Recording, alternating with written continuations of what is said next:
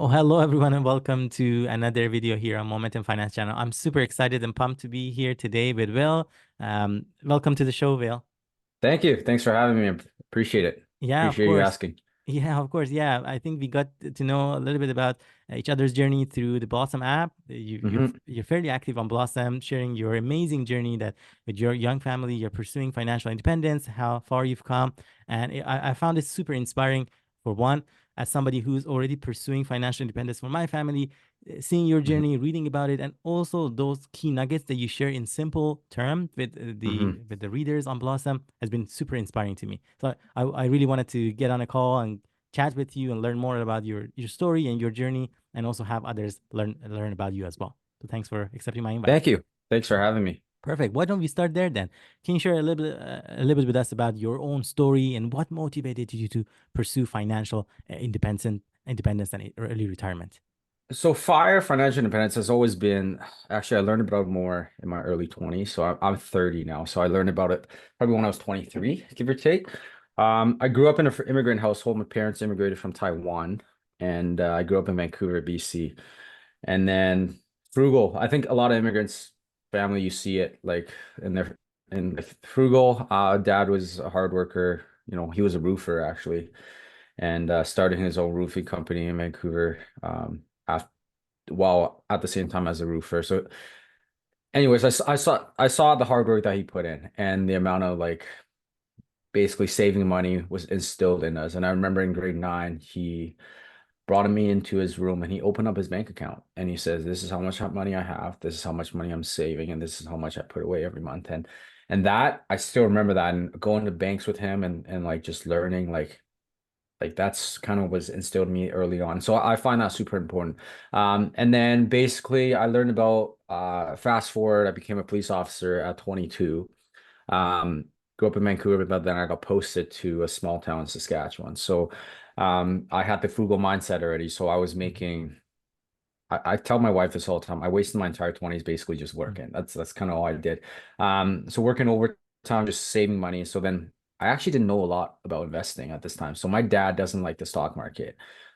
He likes real estate. So I didn't know a whole lot about the stock market. So then I was like, what do I do with this money? Like I have money put away. Like I'm 22, I'm putting away, 3 grand a month at the time, give or take, at 22 years old. It's impressive. And with I just have it in cash. Just everything was just chilling in a checking account. So then I started, reading and listening to podcasts, and then I stumbled upon Mr. Money Mustache, which I Mhm. think a lot of people, know.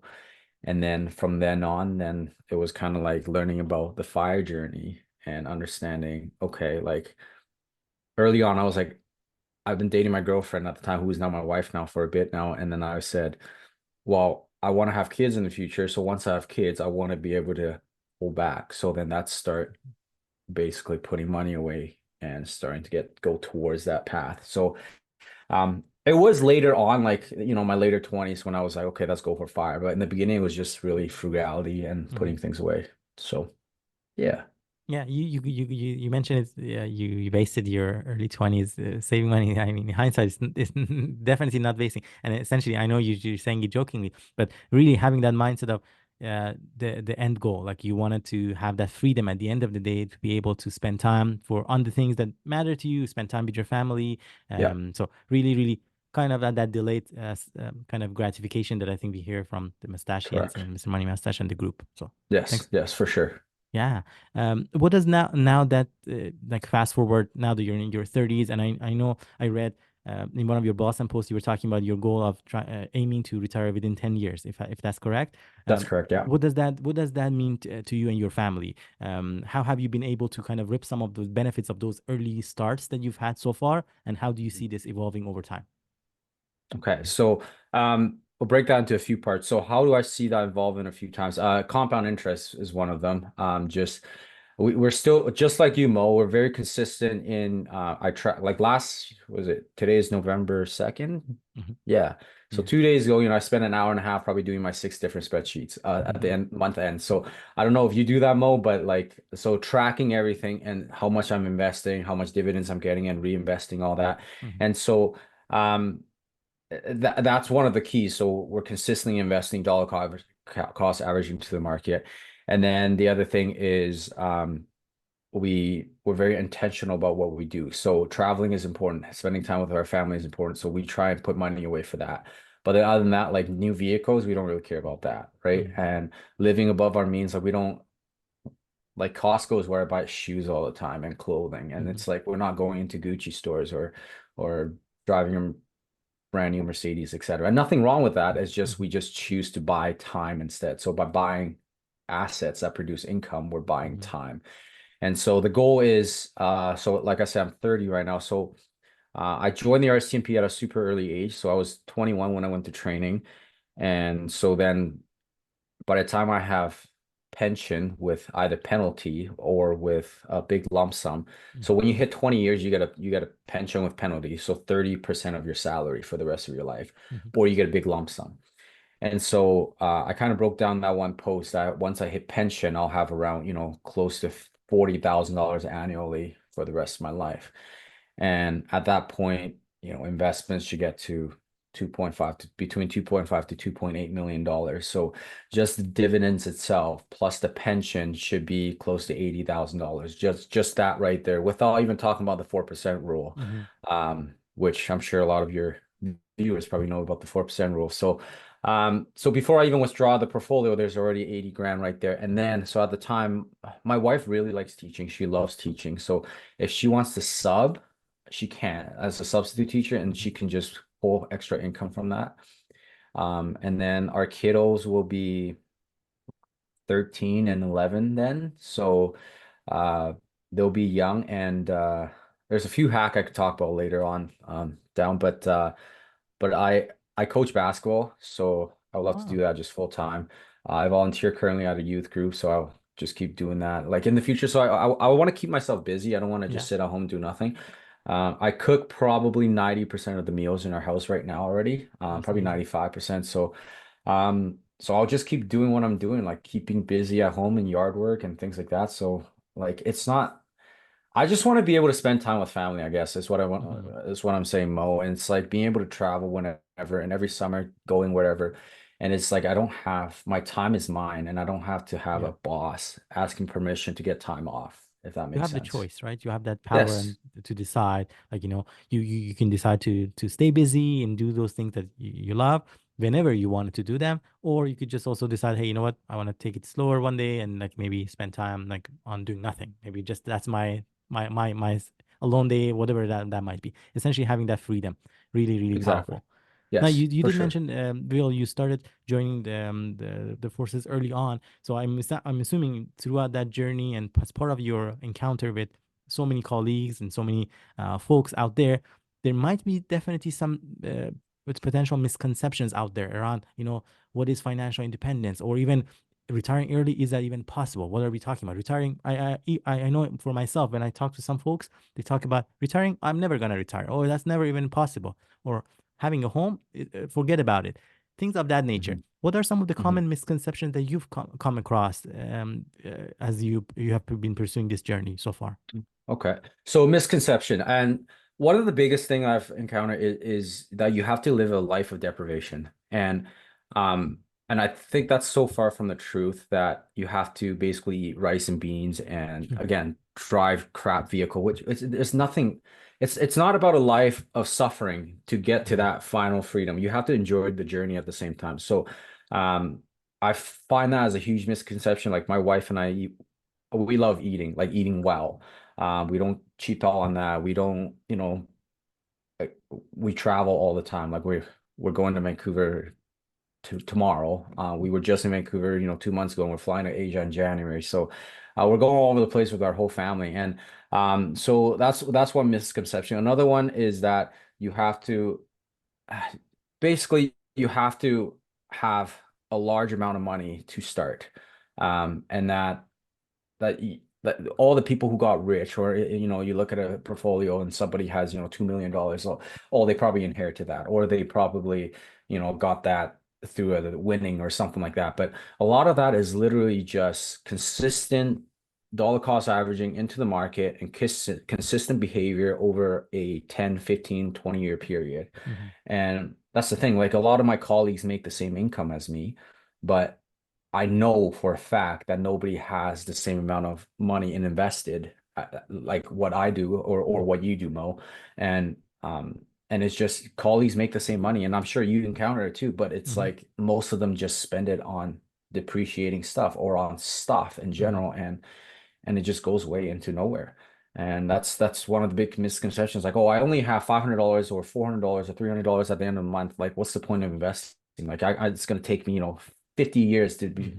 but what's the point of investing for 50 years if I can't enjoy life now? But it's the little thing that adds up. Like, it's like every single month, you gotta show up every single month, rain or shine. You just gotta show up and keep investing. And that I found is a big misconception early on. And yeah, those are the two I can really think of that really like I feel like a lot of people don't I can definitely understand. resonate with that as well. Where, like, I know at work, many of my colleagues as well, like, we make similar type of income, but in Hmm. conversation with them, like, you hear them talking about, you know, eh, Black Friday is coming. Oh, what is the next gear that I'm gonna buy and whatnot. And again, I'm not saying that in a bad way, saying that is necessarily you shouldn't be doing that. If there's something that adds value to you to your life, maybe it's something Yes. that it's a possibly a necessity for sure. Even sometimes, even for the once, it's okay as long as you have a plan for it. You don't want to obviously go in debt to buy something that is just nice to have. Like, I think about buying a car. Even when you are buying a car, a lot of folks, I mean, we see that, we hear that, right? They have this car loans for many, many years. Hmm. Granted, a few years ago, the borrowing rate was a lot lower, but even that, you're buying something that probably you don't have to spend that much money on it, and you're buying something that maybe you're gonna get the same value from it, probably another quality car that maybe costs a lot less than that. So Hmm. really being able to make some of those distinctions early on, and Yeah. then reallocating that funds towards investment, towards saving and investing, because you Hmm. have that longer term vision, because you don't want to be in that rat race for the rest of your life. You want to get Yeah. your freedom back, Yeah. essentially. So I actually tell my wife I want to buy a Corvette one day, like a brand new one.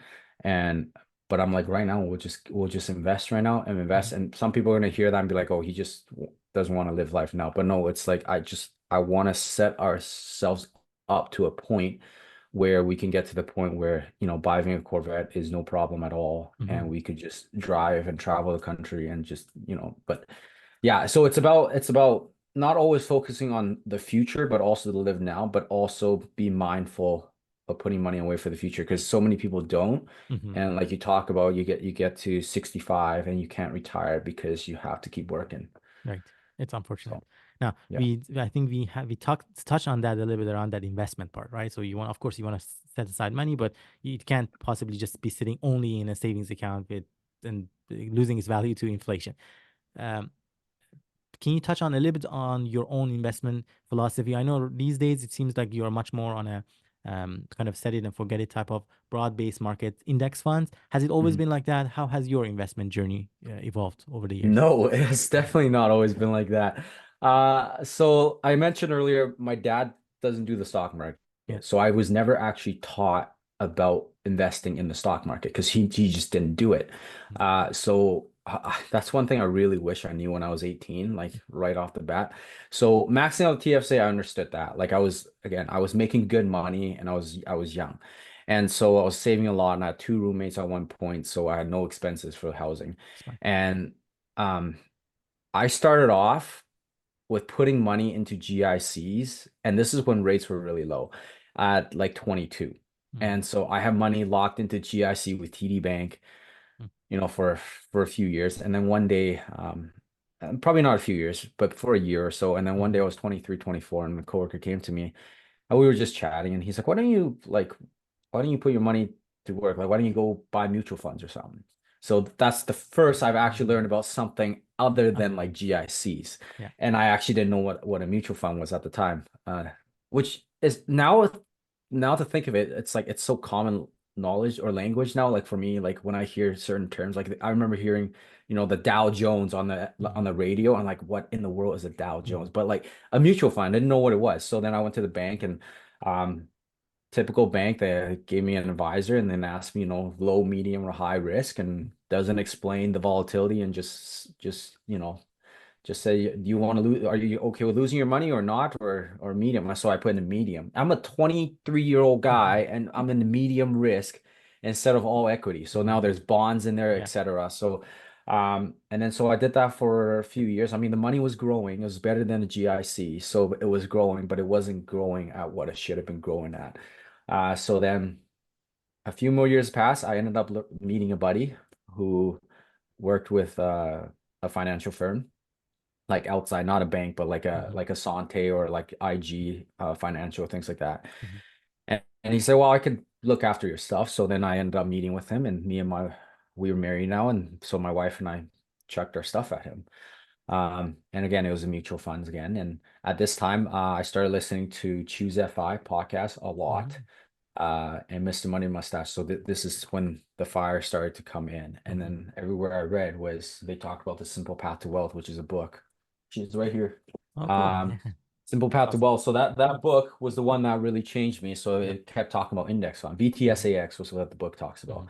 Mhm. So so then I was like, what in the world is the index fund? So then I started to dig in deeper and deeper. And then finance is always an interest of mine, but then it really became an interest. So then I went from that to, man, it was hard, man, breaking up with a financial advisor. So I broke up with a financial advisor and then went on my own and then DIY since. So then now my investment philosophy has been kind of following that book. So my first ever ETF was VUN, which is total US market. Yeah.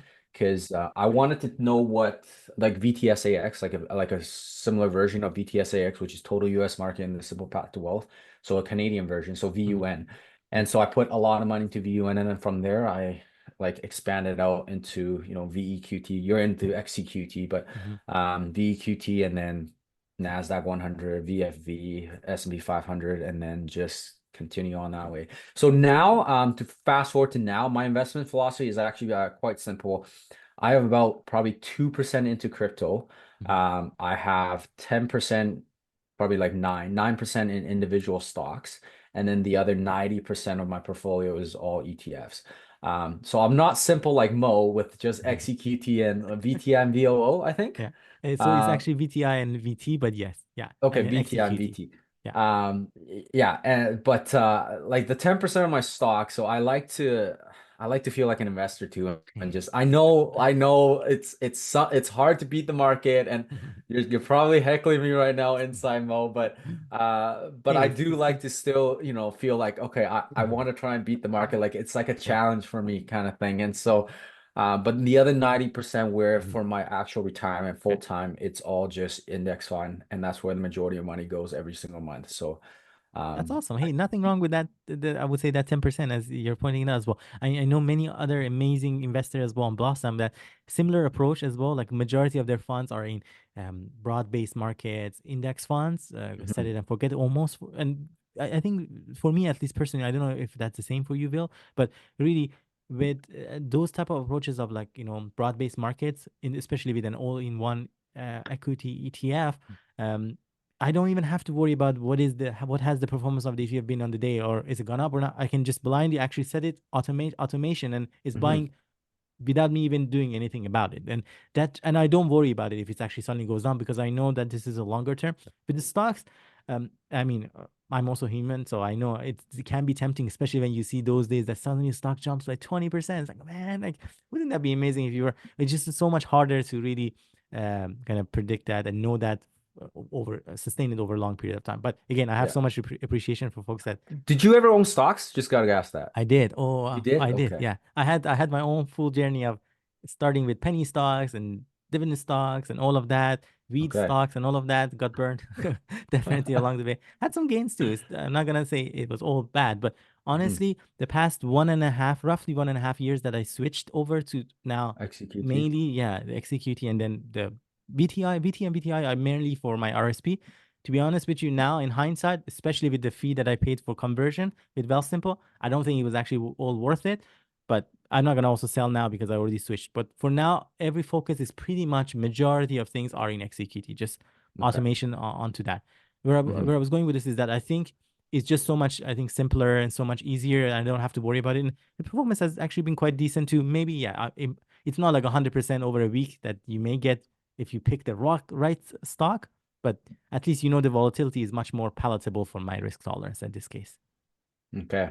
Yeah, Yeah. no, that makes sense. Yeah. No, Honestly, I like your method. It's simple, it's easy, and it's yeah. appreciate it. I I, like your method too. What are some of your tips now that you've done like been on this journey for a while, Vil? Like talking about saving money and cutting yeah. expenses because a lot of times when you talk to people, they're gonna say, "Oh, it's hard, but I have so much bills to pay. I have to do this, I have to do that." And sometimes when you start talking to them, there are things that maybe like, "Oh, are you sure? Like it's something you have to spend money on." What are some of your tips and observation things that can help people get out of that type of mindset?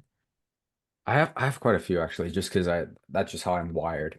Um, if you're young, live with roommates. Cut down costs, easy. That's right off the bat. Flash food. Wife and I flash food all the time. I don't know if you know what that is, Mo. Is that the type of Um, apps? I don't think I've used it, but is that the type of app that sometimes give you discounts? Hey, like you have to come pick it up from somewhere. Is that what it is? Yeah, so Superstore usually does it. Independent, no frills. Oh, Like they all have flash food. So it's literally an app and it's food that is close to expiry, yeah. but it's not expired. And so you literally just buy it from the app, and once you buy it, it's gone. So then you're the only person that can go pick it up. And Oh, so we never buy bread at full price ever. We never buy meat at full price ever. And like a lot of stuff you could just freeze. So like bread, you just freeze right away. Meat, you just freeze. mhm. So yeah, it's just this app has fish, bread, yogurt, like all Oh, kinds of stuff on there. So our grocery, like I've been using Flash Food for probably I don't know, a year and a half, and I can pull it up.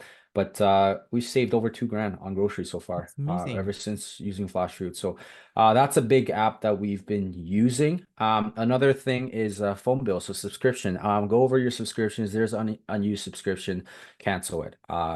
We have we have Netflix and YouTube Premium because I watch YouTube all the time. But other than that, like I know people have Prime, Disney Plus, I don't know, So many Paramount. that sometimes even they don't use it, right? Yeah, Yeah. exactly. So cancel that, go over that and cancel that.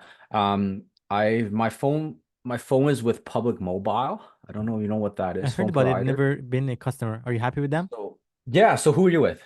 I'm with Telus, Okay. supposed to be a good. So I know you said Telus. Oh, Mo, like, how come you felt kind of prey to these companies? We were supposed to have like a corporate deal. To be honest with you, I don't think it's much of a deal now. We are So how paying much do you close pay? How much do you pay for TELUS? more than I would like to say. It's actually close to 60, which is I think is very Okay. high, but I For think it's high. yourself? For yourself? Myself and my wife says another exact same amount, so Okay, so how 120 for what do the you two. get for $60? So we get 20 gigabytes of data each, and then Hmm. unlimited text and calls. Okay. So I'm with Public Mobile. So the Public Mobile is actually under TELUS. It's just like a subsidiary. Yeah, It's like Tangerine and Scotiabank. yeah, yeah. So I pay. So Public Mobile does you don't there's no pass where you where you sign up for a contract. It's like a subscription. So you Hmm. pay monthly Hmm. to the plan and you bring your own phone in. So what my wife and I do, we just buy our phone outright, usually at Which we Costco or do, whatever. yeah. And then basically the plan is our subscription. So this is mine. So Mm. I pay $34 a month Yep. for 50 gigs of data Wow. plus US. So I could use my Ooh, phone in the US for $34 a month. that's really Um, good.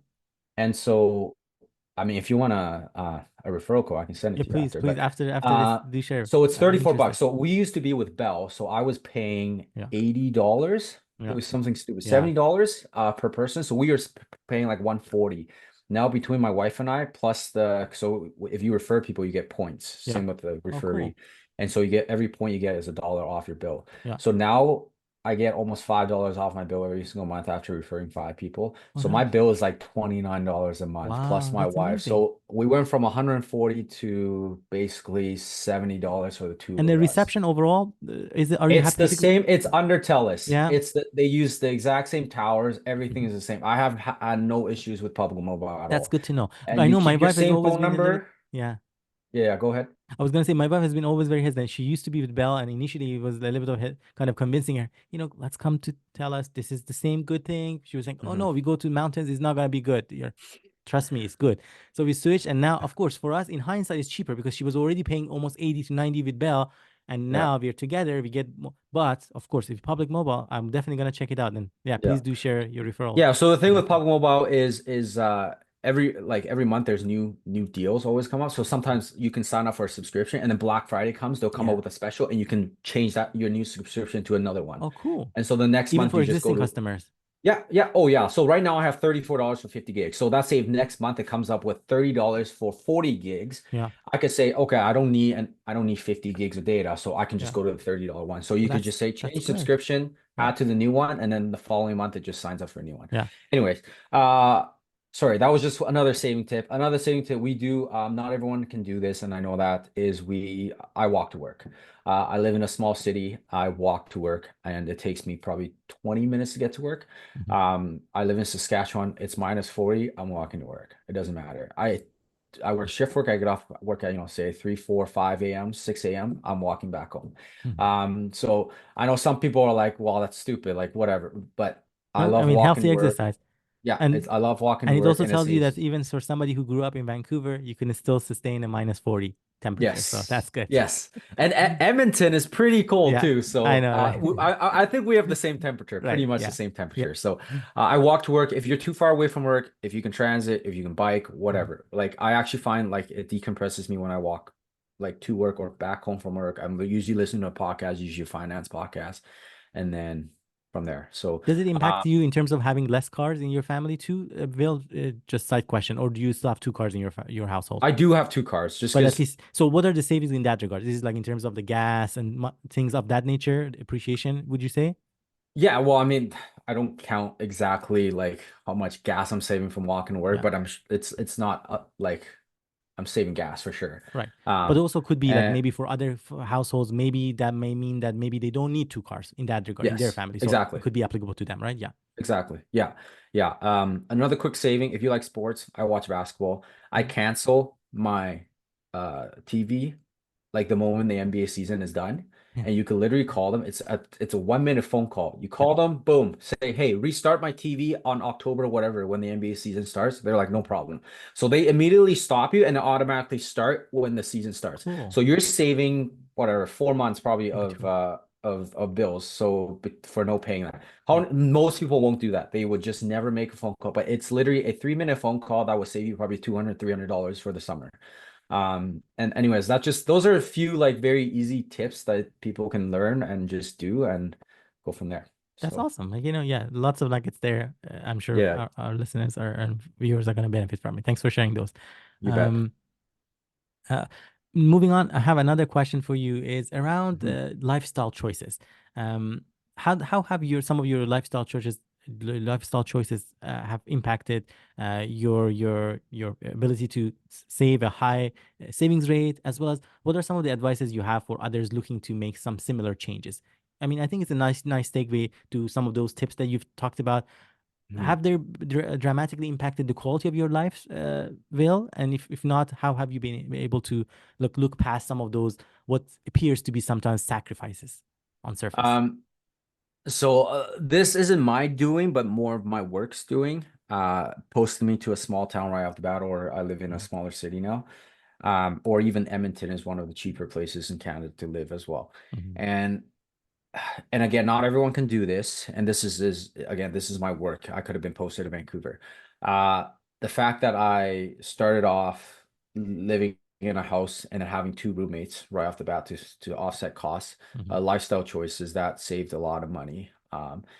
A few other things like basically my cost of living was so much lower than living in a big city. I also didn't go out to eat much, and so I cooked at home lots. That's a big lifestyle choice, actually, like cooking at home and not ordering takeout or Right. eating out all the time. Um, if people want to make like changes, I think the one of the easiest, and you talked about already, Mo, is, and I don't want to hammer on cars, but I literally think that is the worst wealth killer there is, and that's what the stuff that keeps society broke all the time. It's too much of a house and it's cars. And I have coworkers and people that I know that drive new cars every few years all the Constantly time. changing. And yeah, and so I posted on Blossom actually when I hit $500,000 there on in investment with a picture of my car, and I have a 2016 Ram truck that I actually bought brand new when I was 22. Yeah, financial mistakes Mhm. actually. And so I have paid that off, but regardless, so I have that truck which has very low kilometers still, and then I have my 2005 Ford Taurus. So whenever I do drive to work, which is the rare occasion, I would take my Ford Taurus because that would be Mhm. the vehicle that I usually try and drive. And one of my coworkers actually, it was like actually a running joke. He always made fun of me about like one of my first days that I started work actually at the detachment. They make fun of me now. They're like, "We saw your vehicle parked in the parking lot. We thought it was a client's car, like a criminal's car." Mhm. Because like, who is at our detachment with a car like that? Like, because everyone else has nice vehicles, or like newer vehicle, not a 2005 Ford Taurus. Mhm. And so, but that Taurus I bought for $2,200 7 years ago from my old university roommate. Wow. And 7 years later, I put in probably $1,500 worth of work into that Taurus, and I'm still driving it. Going strong. Yeah. So, and if I sell it today, I'm sure I can easily get $2,200 out of that I car. wouldn't be surprised. Yeah. So I basically got a car that I've been driving for 7 years Yeah. for free, Yeah. essentially. And those some people probably spend 10, 15 times higher than that and still probably drive the car that they buy for maybe similar time frame before they Yeah. move on to the next one paying much, Yeah. much higher Yeah. prices. Yeah. So the $2,200 would have been probably 3 months of car payment for somebody. Yeah, exactly. And I'm still driving it with no car payment. And so that was that the biggest lifestyle change somebody could do is that. And like if somebody has a big car, right? Again, I don't want to say cars are bad, but I just Hmm. find that it is such a Be wealth mindful. killer. And I think Dave Ramsey, who talks about this, unless you have $1 million, you shouldn't be driving a brand new car. Right. And that just I think that's a great philosophy because if Hmm. you're making $100,000 and you're buying a $60,000 car, Yeah. that's stupid. That's just Yeah. stupid. It's a And large I always portion of say your salary. the most expensive sound that you can hear ever is boom boom. And that is the sound of a brand new car going over the speed bump, leaving the parking lot. Right. And so that's like the easiest lifestyle change. And I would say, yeah, don't fall for the Joneses. That's Hmm. basically the biggest Yeah. advice I can give. So Hmm. What are some yeah. of the books or podcasts? I know you shared with us the Simple Path to Wealth books, podcasts, Choose FI you talked about, or other Mhm. resources that you have learned from yourself, Will, along this journey, and you would recommend to others. Maybe we go through it Yeah. Well, in a number quick two one, minutes. I'll do follow Mo on Blossom. He's great. You're too kind. It's great just watching everyone's journey on that app. I think it's fantastic. Appreciate it. They should Um, follow you as well. You have lots of amazing contents there. Thank you. Thank you. Books like Simple Path to Wealth, that's a life-changing book. If you're struggling with debt, go listen to some Dave Ramsey. I don't agree with every advice that Dave gives, but I think he's great at getting people out of debt. Hmm. And I think a lot of people are struggling with that. Um, I have a plug for myself. Yeah, please. I have my own podcast. It's called The Financial Classroom Canada. I'm Ah, actually a host on there. I've been doing it for a few years now. And other books. The Psychology of Money is a oh good yeah. book. I just Morgan ordered that Housel. and I Yeah. actually just read it too. So it's like a really good book. Yeah. And Beat the Bank. That's also a good book. Ah, I'll check that. Um, Modern Family is a blog. Yeah. Court, who is uh, actually a friend I would call. I've had on the podcast a few times. She's Oh, cool. 36 when she retired. So That's she's amazing. They very have been on the knowledgeable. financial summit several times. I've read through some of their blog posts. Yeah, Yeah. okay, so you know Court. Okay, so yeah, Yeah. so she's been on my podcast probably 3 times now. That's amazing. And yeah, so she's fantastic. Yeah. I've gotten so many advice from her and just chat with her and advice from there. So um man, putting me on the spot. A podcast, I listen to CNBC Fast Money all the time. That's just because I Oh, enjoy finance. yeah. I You should also check out like our it used to be called, I think, I will teach you to be rich, but now I think it's called Money for Couples. I think you haven't okay. checked that out yet because I know in one of the past posts on Blossom when I was mentioning, have you read Ramit Sethi's contents? You were Yeah, yeah, mentioning that yeah. probably not yet. I think you would No. enjoy it, Will, Okay. because he talks a lot about living your rich life, which a lot of the talks that you were talking I about, like, listened to that podcast that you yeah, said yeah. actually Oh, you did? while I Yeah, was working out. Yeah, I did listen to that yeah. podcast. Yeah. So yeah, I totally forgot about it because you listen to one episode and like that's Yeah. kind of it. So, but yeah, I'll keep. Oh, yeah, yeah. What's it called now again? Right now they call it money for couples because he does a Okay. lot of interviews with couples. But I think that a lot of the notions that you shared you would resonate with you because he's always talking about cutting costs mercilessly on things that do not add value to your life, but spending extravagantly on things that actually add value, like things that you Okay. enjoy, like traveling and food, and that you shared about. So a lot of those kind of reminded me of Ramit Yeah, Sehi's yeah. kind of Cool. lines of thinking. So Blog that I really like, 𝗖𝐋𝐈𝖖, oh TAWCAN. I think yes, you yeah. do. I don't know if you know his blog. Yeah, yeah. Okay. I know about it, but I don't follow exactly because he's more of a dividend investor, right? He is. He Yeah, is. He's a yeah, dividend investor, but I just like seeing his yeah. dividend charts. So he Oh, he's shares. amazing. Yeah, I think he's making 5 grand right now a yeah. month on dividends, And and he's a just Vancouverite, insane. if I'm not mistaken, right? Yeah, yeah, Yeah. yeah. And he's from Taiwan, so like Oh, I'm cool. Taiwanese, so that's why Yeah, it's 𝗖𝐋𝐈𝖖, like yeah. Taiwanese Canadian. So super cool. Yeah, those are some of the stuff that I can think of right off the bat. Millionaire Unveiled on is a Oh, podcast. They interview all millionaires, okay.